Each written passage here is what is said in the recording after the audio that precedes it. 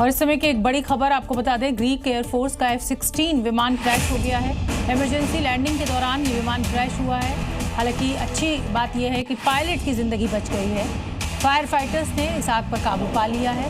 Greek air force का ये F-16 विमान है जो इमरजेंसी लैंडिंग के दौरान क्रैश हुआ है।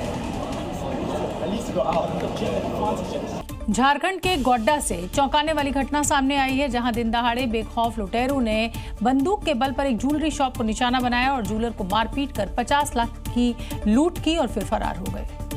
गोड्डा को दहलाने वाले 3 बदमाश सीसीटीवी में कैद हो गए, जिन्होंने लूट के बाद दहशत फैलाने के लिए सड़कों पर कई राउंड फायरिंग की। नकाबपोश इन बदमाशों को देखिए, जिन्हें ना तो कानून का डर है और ना ही पुलिस का खौफ, जो लाखों की लूट कर बड़े आराम से वहां से फरार हो गए। घटना गोड्डा शहर के बंगाल ज्वेलर्स की है, जहां लूटकांड और फायरिंग के बाद पूरे इलाके में हड़कंप मच गया।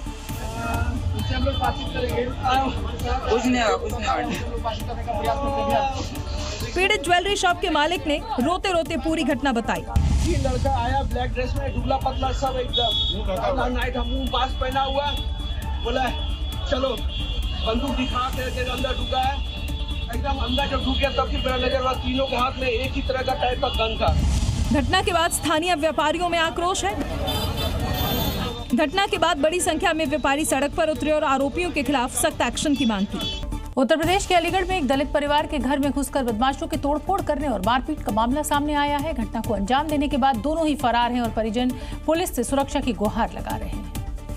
मारपीट का आरोप नाजिम और अल्ताफ पर लगा है। इन दोनों नफरतियों ने पुरानी रंजिश में इस परिवार के सदस्यों को इतना मारा कि इन्हें अस्पताल में भर्ती कराना पड़ा। एक आपसी रंजिश का कोई मामला बता रहे हैं और पुलिस के द्वारा है ये अम्बल खान सिंह हॉस्पिटल में लाया गया और उनको देखा है, यहाँ पे डॉक्टरी परीक्षण किया गया है। इससे पहले कि मामला सांप्रदायिक बनता, पुलिस ने पहुंचकर मामले को संभाला और मामले में जल्द कार्रवाई का आश्वासन दिया।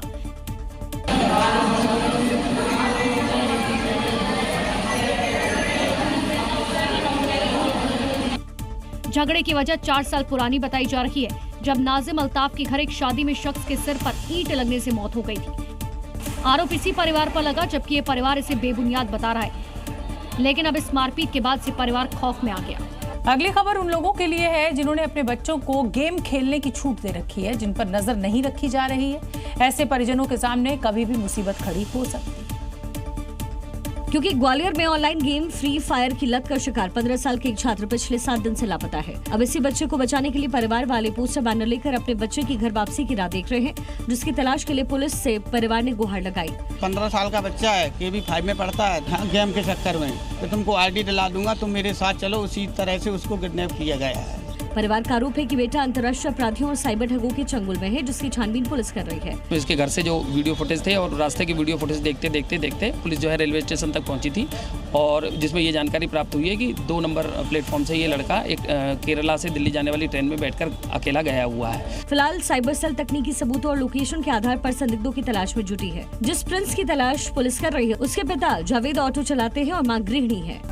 उत्तर प्रदेश के हापुड़ से शिक्षा के मंदिर से एक ऐसी शर्मनाक और घिनौनी खबर सामने आई है जिसे गुरु और शिष्य के रिश्ते को शर्मसार किया है। यहाँ एक कॉलेज के प्रोफेसर पर नाबालिग छात्रा से अश्लीलता करने का आरोप लगाया गया है। पुलिस की गिरफ्त में मास्क लगाकर खड़ा ये शख्स कोई मामूली अपराधी नहीं है। इसका नाम है डॉक्टर विजय मित्तल, जो इकोनॉमिक्स के प्रोफेसर हैं, लेकिन इसके कारनामे किसी सड़क छाप मजनू और अपराधी से भी बदतर हैं। छात्रा ने आरोप लगाया कि प्रोफेसर उसे बार बार अपने पास बुलाता था और पर्सनली बात करने का दबाव बनाता था। साथ ही व्हाट्सएप कॉल करने के लिए कहता था, क्योंकि व्हाट्सएप पर कॉल रिकॉर्ड नहीं होती। और जब लड़की ने इसका विरोध किया तो आरोपी ने उसका करियर खराब करने की धमकी दी। लेकिन नाबालिग छात्रा ने हिम्मत दिखाई और प्रोफेसर का असली चेहरा बेनकाब कर दिया, जिसके बाद आरोपी पर पॉक्सो एक्ट की सख्त धाराओं के तहत मुकदमा दर्ज कर सलाखों के पीछे उसे भेज दिया गया। फिलहाल पुलिस ये भी जांच कर रही है कि क्या किसी और भी छात्रा को इस दरिंदे ने अपना शिकार बनाया था।